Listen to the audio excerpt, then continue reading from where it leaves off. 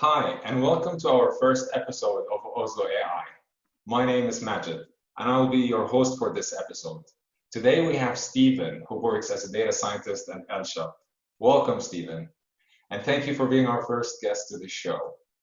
So, can you please begin by introducing yourself? Yeah, thank you for having me. My name is Stephen. I'm a dentist at Elkjøp, and I originally am from the UK, moved to Norway 3 years ago, and I've been working as a data scientist at Elkjøp for the past. I started at Elkjøp in March, but I have a background mainly in. I studied mathematics at university. Then I worked in finance for a couple of years, and then I actually ended up working in a kindergarten here in Norway, which is a little bit interesting. And then I went into data science. So that's my background. That's who I am. And yeah, I'm excited to talk about AI today. Great. So, how did you end up as a data scientist from being a kindergarten teacher and a mathematics background? Yeah, so it's a bit of a kind of interesting story, really. I think that I moved to Norway 3 years ago with my wife, and I didn't really know what I wanted to do. I'd studied maths, as I said, and I did some time working in finance. I didn't really have any kind of career path I was interested in. So I moved to Norway, and I needed to get a job because I needed to be able to support ourselves. And I heard from a friend that kindergarten was a lot of fun, and they needed kind of more male employees there. So I thought, great, sounds fun, sounds interesting. I might as well go for it. Help me to learn the language and kind of get used to the culture, etc. And then whilst I was working in this kindergarten team, I had a conversation with my brother-in-law who recently started working as a data scientist. And he was explaining what he did as a data scientist and what it involves. And I just thought, I was like, that is the career that I want. You know, it was an amazing mix of the kind of the mathematics side, the numbers, but also the people side, because it's very kind of people focused as an industry and as a role. And I just thought, great, that's what I want to do. That's what I want to do with my career. And so I just started studying kind of before and after work, started doing personal projects and putting them on GitHub and trying to network with people in different groups within Oslo. And then after a while, I think maybe 6-7 months, I think it was, of kind of going quite hardcore on studying and everything like that. It was a bit intense. Then I managed to get a job working at Troubleshooting, which is an IT consultancy company here in Oslo, and started working there as a data scientist, and then moved from there to Elkjøp, where I'm working today. So that's the short story. Yeah. Yeah, I think your background as a mathematician is actually super relevant as a data scientist. So perhaps asking the question, how did you go into data scientist? From my side, is not so accurate. I mean, as a mathematician, you really use a lot of the statistics background and a lot of the mathematical understanding when it comes to building models and to interpret your data. So I think you have a strong advantage there in having a math background. Yeah, definitely. It definitely helps. I think, not necessarily. I did statistics and kind of mechanics courses, which help to apply kind of mathematics to real world situations. And I think that whilst I don't necessarily have courses at university where I learned specific kind of skills that I use, it's just generally, I think, the understanding of kind of and visualizing kind of equations and numbers and distributions, and just understanding how it kind of actually is and understanding how it can be applied. And so I guess just having that, the fact that I did that for 3 or 4 years at university, that gives me that kind of mindset, I guess, which helps for data science. Yeah, I agree with you on this case. So you said you pushed some projects into GitHub and you worked at City.AI and now at Elkjøp. So can you tell us about some of the AI projects in your company? Yeah, so Elkjøp is the largest electronics retailer in the Nordics. So we have a lot of different use cases and things that we can use AI to help us with.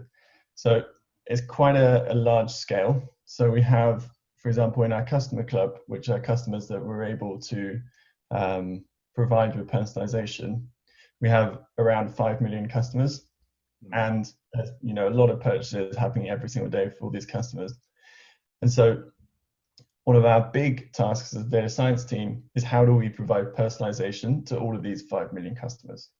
So historically, if you had a marketing team at Elkjøp, then if they had a product that they wanted to market and they had wanted to advertise for, then they would have to kind of decide which customers would receive that marketing manually.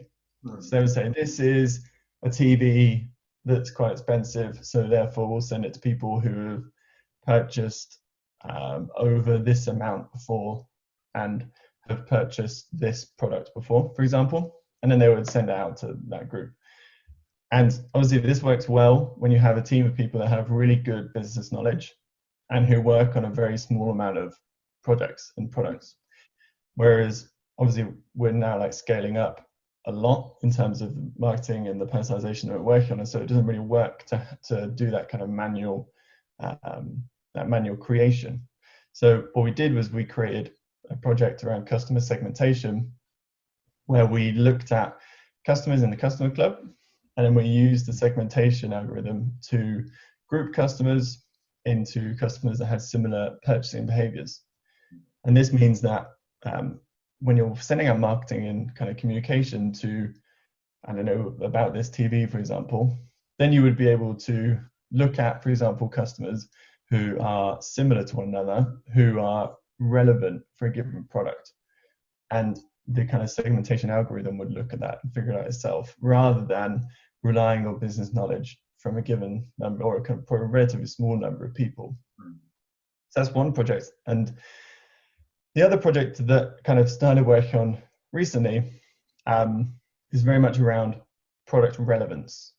So we've all heard about kind of product recommendations. So you go online and then you see, okay, this product or other people also looked at these, or this is a product that is similar to one you're looking at. And so obviously that is based on a kind of, here are 5 products that are related to this product you're looking at or to you as a person. Whereas if you're looking at wanting to send out marketing and communication to people, then you can't just create for every single customer a kind of a list of all products ever that are recommended to that person, because that's too kind of, it's too slow, and it doesn't really it doesn't scale very well. And so what we started looking at was, okay, if you take every single product, so instead of looking at every single customer, you look at every single product, and then you create a list for every single product of all the customers that are relevant for that product. So then when you're sending out communication about a product, then you have automatically this list of from kind of 1 to n of all of the customers that are relevant for that product. And this helps to scale the marketing kind of communication that we send out, because you know, no longer do you have to create user-defined rules.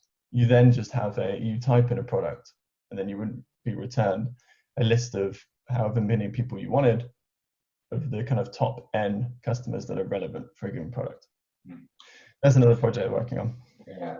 So was there a metric to measure, like before you had machine learning algorithms, what was, for example, the profit, and after you introduced machine learning algorithms, do you have now, do customers buy more?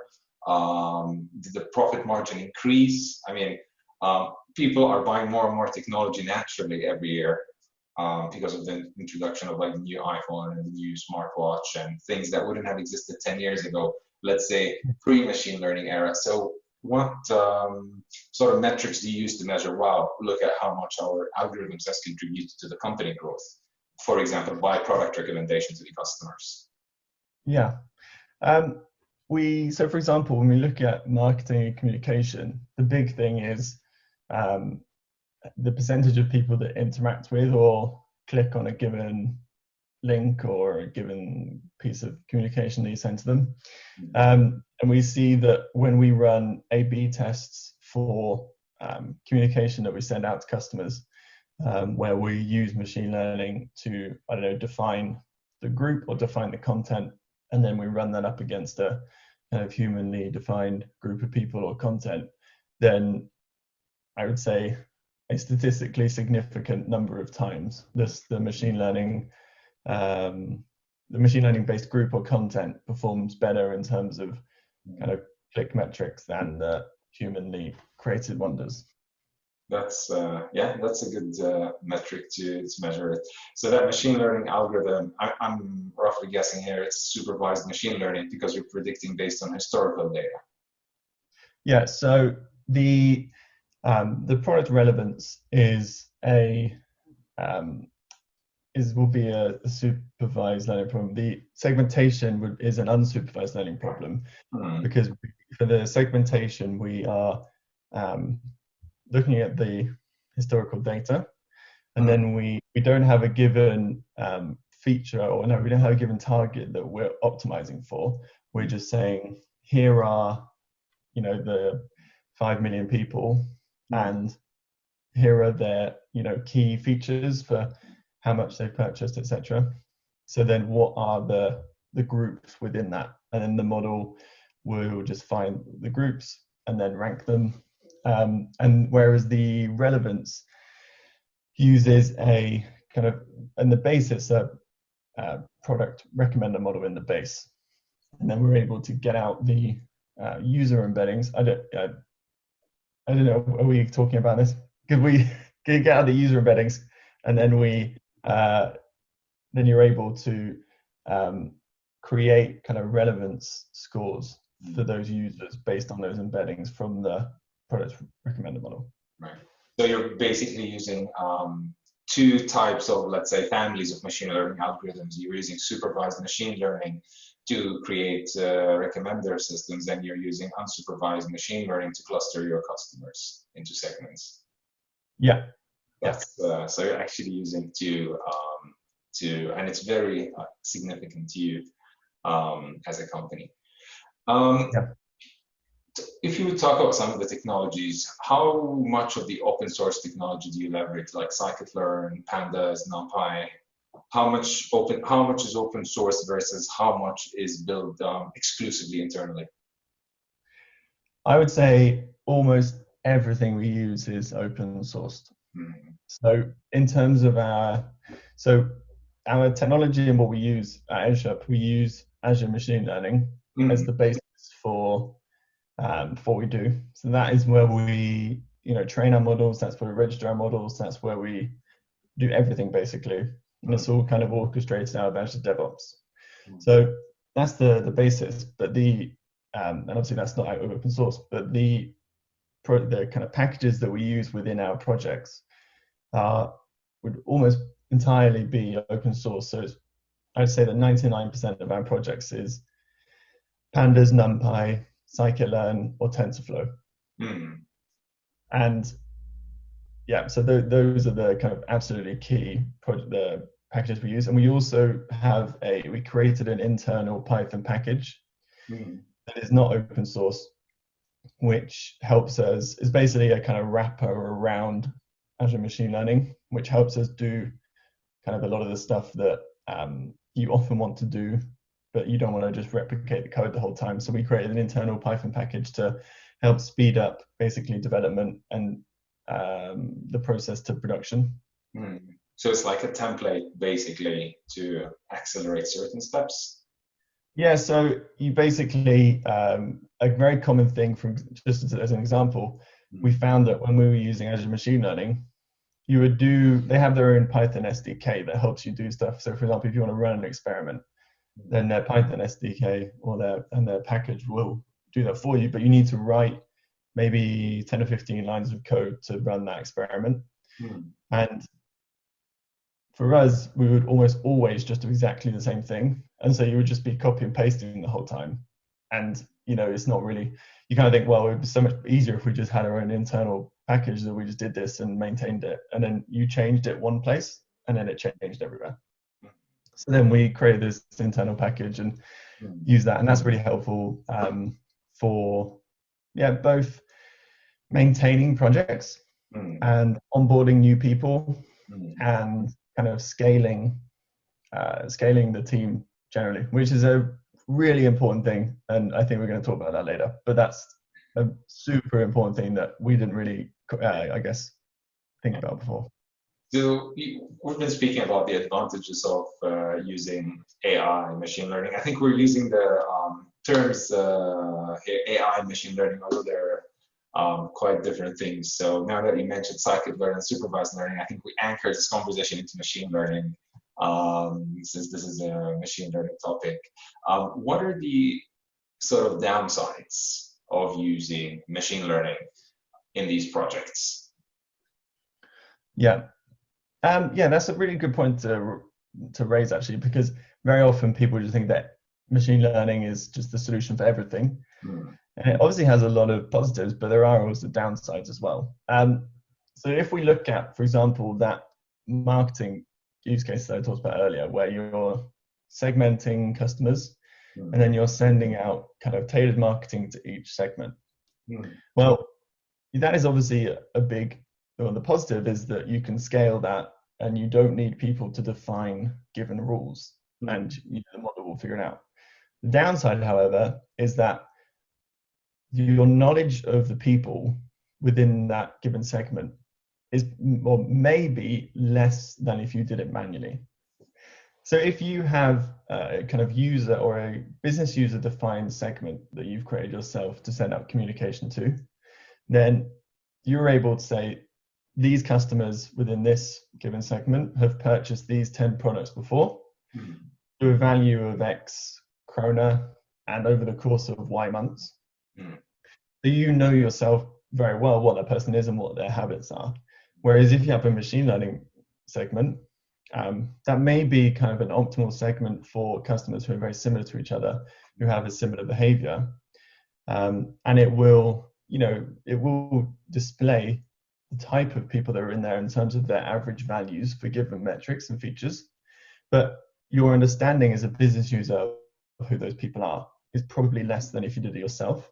So that's kind of a general problem with machine learning, is that across almost all use cases, people's understanding is probably decreased because they don't understand necessarily why something has happened. They just know that it has happened, in that this customer is in this segment, but they don't really know why they're in that segment necessarily.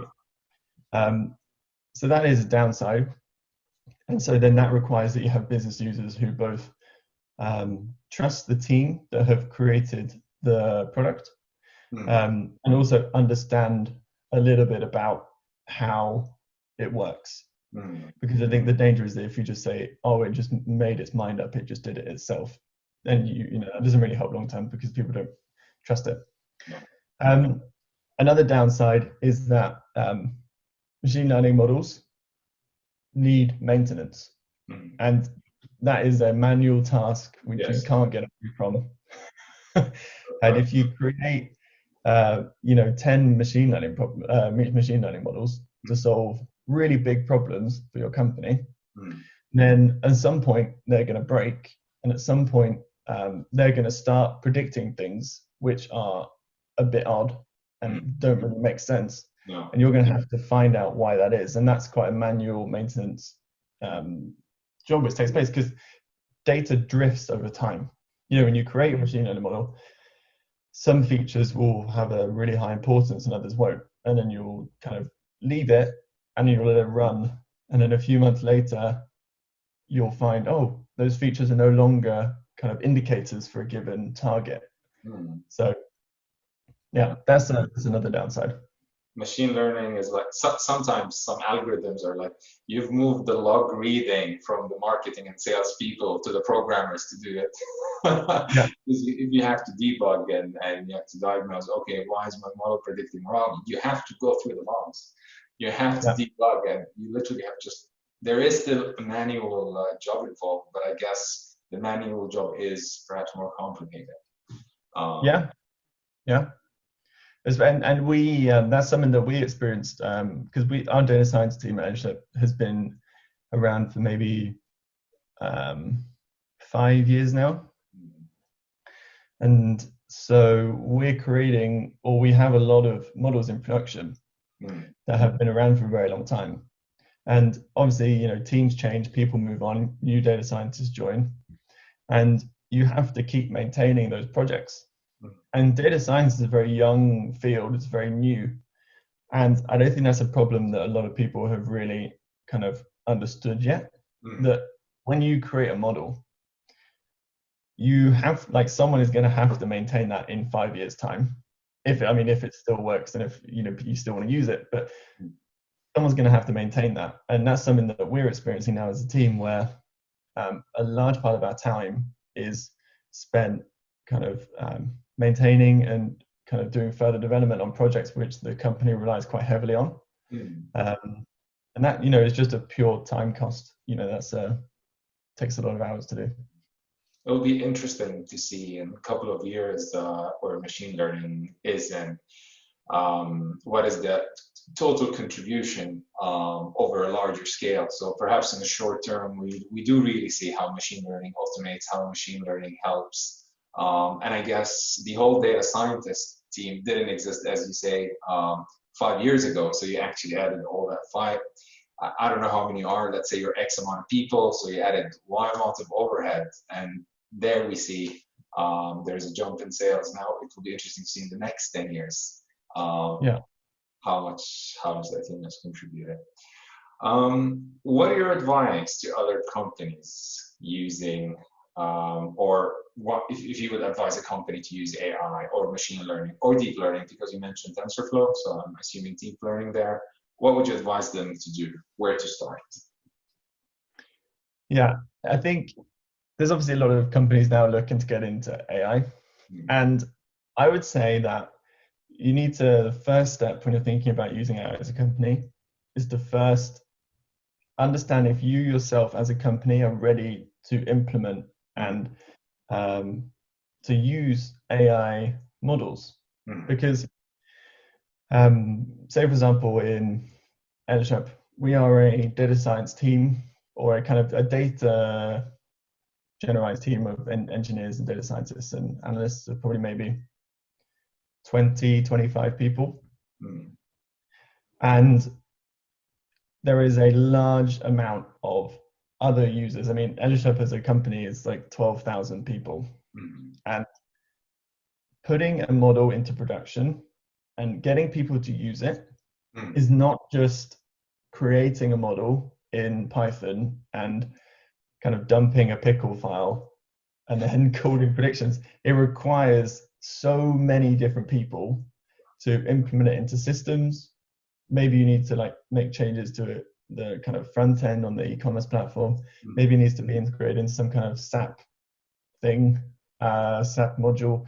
There's so many different things to do after you've created a machine learning model, that if you just say as a company, we want to do AI, and you hire a data scientist to do some stuff, if you don't have, for example, an IT department who is willing and able to help implement your model, or you don't have business users who are wanting to move away from just using Excel, for example, then that data scientist is going to do nothing.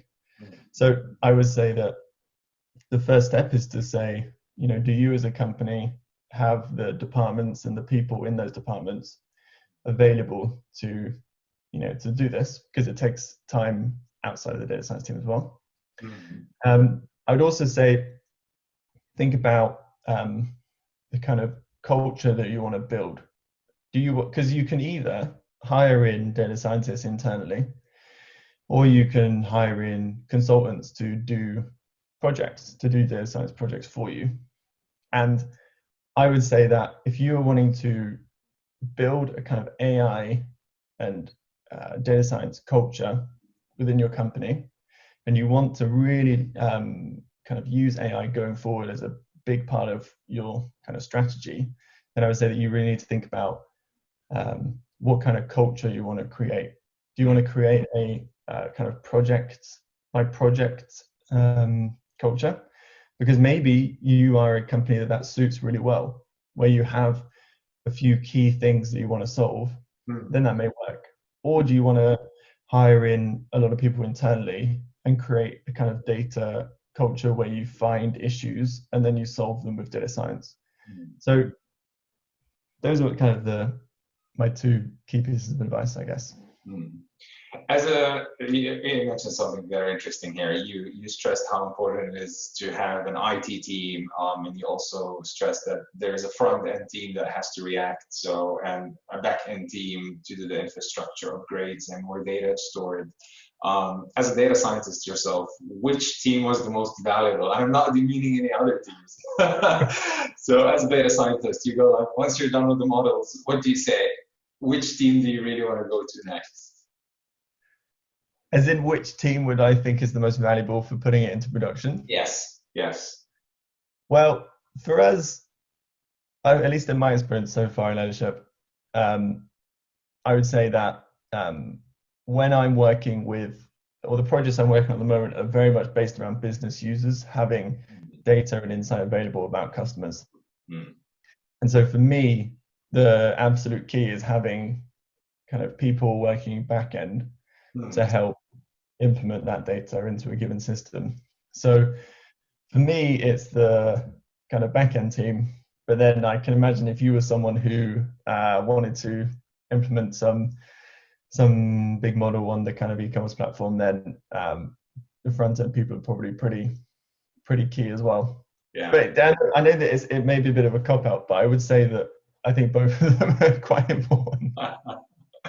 Yeah, I agree with you. What did you learn from your experiments with deploying all these multiple machine learning algorithms, starting from City.AI to Elkjøp now? If you tell us some of the mistakes, some of the failures perhaps you met, and how did you overcome them? Yeah, I could definitely talk about failures. I think the process of doing data science, like within a real world environment, is so different than when you're learning. Firstly, the data sets that you have available as data scientists in the real world are very often not good. And you have to do a lot of work to actually try and get them into a position where you can use them for a model. So I would say that the kind of failures and the things that I've learned are like this is the key thing that I have to remind myself all the time. You cannot forget the reason that you're making a model. It's so tempting when you're working on a model or a given project to get really in the weeds about wanting to optimize for a given metric or wanting to just tweak things, or you're like, oh, I heard from someone else that there's this cool new package, I'm going to use that as well. And you get so invested in your project and in your own little world that you forget why you're doing it. And that's the trap that I see so many people, including myself, all the time fall into. And so I think that one thing I'm constantly learning is that you need to have clear communication with the end users, like constantly throughout the process. Because for just one thing, which is to keep reminding you of why you're actually creating this thing, but also because the process of creating a data science project or model or whatever it may be, it takes a while. It may take, the shortest it may take maybe like a couple to 2 or 3 weeks, but it could take multiple months to create. And business users or an eventual end user who's going to be implementing this or using it within their workflow, they've got so many other things going on that they're working on, and your particular model or project may be a small part of that. And so if you're not creating that, or if you're not having that constant communication with those end users, then you might get into a situation where you finish with it and you say, here it is. And they go, what? And this, so, because for me as a data scientist, right? If I have a conversation with someone at the coffee machine and, they say, oh, we're working on blah, blah, blah. And I say, oh, I'm working on this customer insight thing. And they say, oh, you know what? I got a great idea. Have you ever thought about doing this? And then you go, as a data scientist, oh my life, that's an amazing idea. And you go and make it. And you get really in depth in it and you make it and you go, oh, Bernie, do you remember that conversation we had 3 weeks ago? And you said that, I've done it. And they go, oh, cool, I guess, So anyway, long story short, having key communication and constant communication with end users is really, really important. Otherwise, it just ends up being a kind of fun thing to work on without any business value. And we as data scientists, our whole reason for existing is to bring value out of data. And then also, I guess another thing is that maintenance thing that we spoke about earlier. So I'm the one who makes this model now, but in a year, 2 years, 3 years, 5 years time, it may not be me. And so I need to make sure that when I'm creating this project, I'm creating it with like scale and with maintenance in mind. And so, you know, when I'm writing code or when I'm like setting up infrastructure, I need to keep that in mind. Because that's often a very difficult balance to strike, where you want to, and I'm a big advocate for this generally, that, you know, you write your code and you just get it out there and you put it into production as quickly as you can. And then you move on to the next problem, because, you know, increasing the accuracy of your model by 5% and that 5% takes a month is not worth it for the business, because it costs too much money for you to do that 5%. So myself, I'm a big advocate for that. You know, when it works and it works well, then push it out. Don't keep optimizing it. But then equally at the same time, don't push it out so quickly that, you know, you come back to your code in a month's time, or someone else does, and they go, I have no idea how this thing works. So having that mindset of writing code that is understandable and is maintainable is also another thing that I've learned from. What are some good tips to create maintainable machine learning models from your experience? Some good tips for creating machine learning models. Maintaining. Yeah. What is like something you would do and come back 5 years later and look at your code and say, yes, I'm glad I did this 5 years ago? I think, okay, actually, this is something I learned not learned, but this is something I tripped up on very recently. Is just when you're creating kind of an environment and you use, you know, you define, okay, I need these 10 packages in this environment. You need to add the version numbers for every single package, which is maybe obviously very kind of understandable and a given for a lot of people. But I had this model recently where it just failed, and I didn't really know why it failed. And then it turns out that one of the packages that I had kind of defined in my list of requirements, I didn't put a version number for. And it got updated to a new version, and then that new version didn't fit with another model or another package I was using. And that was clearly, and I know exactly why that happened, because I was rushing to get it out to production and I needed to just add in this new package. And so I just wrote blah, blah, blah, package and then just pushed it to the master branch, and it worked because obviously it worked with that current version. But then as soon as it got updated, it failed. So that is a big one. But also, I'm sure that kind of Google Cloud Platform and Amazon also have similar kind of things for doing this. But we also use Azure Machine Learning Service, and there's different things that you can do in Azure Machine Learning Service that really help with maintaining. So you're able to register data sets and register models, which helps to track down for a given model that you use in a given deployment, what was the data set that was used to create that model, and what were some key metrics about that experiment. And that really helps to kind of maintain and fix problems, because you know exactly what the data set that was used to do it, when it was, and then, you know, lots of other key metrics about that. So I would say, you know, obviously, using the tools available to yourself to their fullest. That's a very important tip. Creating a list of requirements, that requirements.txt, put it in your GitHub repo. It will definitely help the data scientist. Remember the version numbers, for sure. So our last question for this episode is, what are 2 things or 2 takeaways you want the audience to leave with from this interview? Yeah, I think could be one. Two is not an absolute number. I've got two, so that's fine. I think the first one I hope that people take away is like the importance of the tools that you use.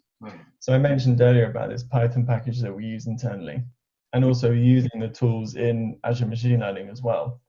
And without those tools, without both those two things, then pushing our projects to production and developing them would be so much slower and so much more expensive.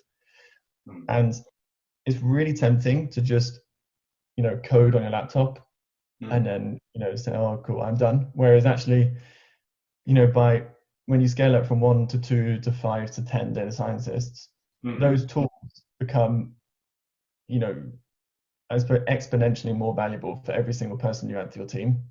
So I'd say that try and focus on that. That's one key takeaway that I hope people have. And then the second one is just involving end users. As a data scientist, think about why you're doing it. What is the goal? How is the end user going to use this data or use this machine learning model? Two things that I would hope that people take away. Yeah.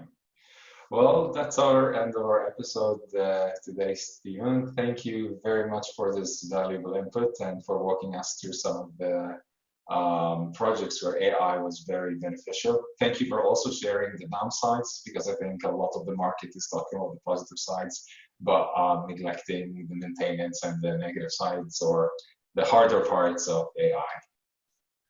Yeah. Thank you. Thank you.